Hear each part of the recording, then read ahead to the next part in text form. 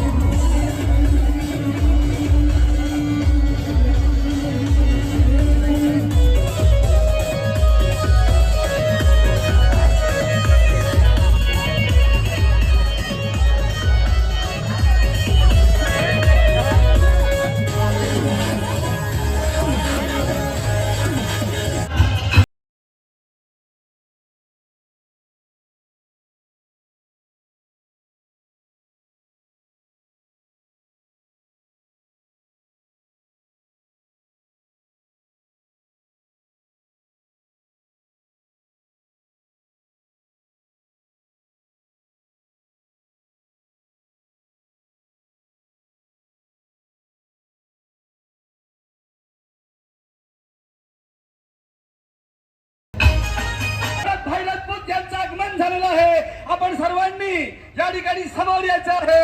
आमच्या लाडक्या उमेदवारांच्या ठिकाणी प्रशासनाचं शिक्का झालेला आहे आणि या अत्यंत विजयाच्या मुद्रेनं या ठिकाणी आमचे शहरों शेर दानू के सपूत भरत भाई राजपूत यांच्याकडे माईक सुपूर्द करतो आहे। परिषद सदस्यापर्यंत प्रचंड जनसमुदाय या आपल्या विजयाची खोडतोड। विनोद जी की जीतने की जिम्मेदारी अब हमारे दिल में है, देखना है जोर कितना बाजू एक का दिल में है। आणि सुरेश सिन्हा साहेब आमचा आवाज आपल्यापर्यंत पोहोचत असेल, कृपया आपण लगेच या ठिकाणी यायचं आहे।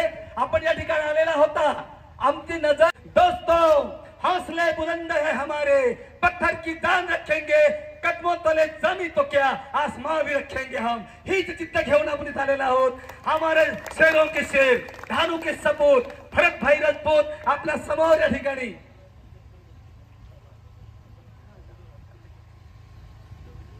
जिल्हा परिषदेचे पालघरचे उपाध्यक्ष पंकजी कोरे, नावामध्ये पंकज म्हणजे कमळ फूल, या ठिकाणी आपल्याला मार्गदर्शन करतायत। बंधू भगिनींनो व्यवस्थित ऐका, पंकजी कोरे साहेब पालघर जिल्हा उपाध्यक्ष।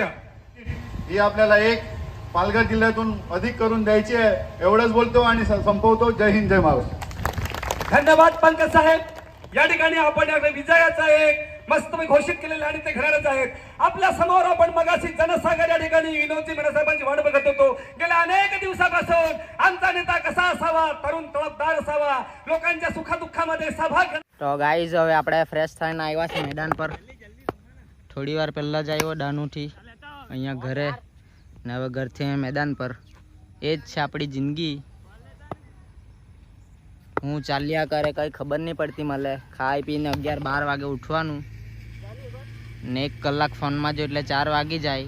અહીંયા 1 કલાક રમે એટલે હાન થઈ જાય ને પછી 1 કલાક પાછું ફોનમાં જો એટલે 12 વાગી જાય ને બીજો દિવસ આવી જાય। એટલે એ છે રોજનું શેડ્યુલ આપણું। એવું જ કોઈનું હોય બીજાનું તો કમેન્ટ કરજો ને। 1 મહિનામાં જો પૈસાવાળા બનવાનો હોય તમે તો કંઈ નહીં, પંખો ચાલુ કરવાનો, ચાદર ઓઢવાનો ને 8-10 કલાક હોવાનું ને સપના જોવાના મોટા મોટા, એટલે કરોડપતિ બની ગયા તમે। કાંઈ કેવું અંશ ચમકે જેવો તે અહીંયા જો ને પસીનો દે એટલે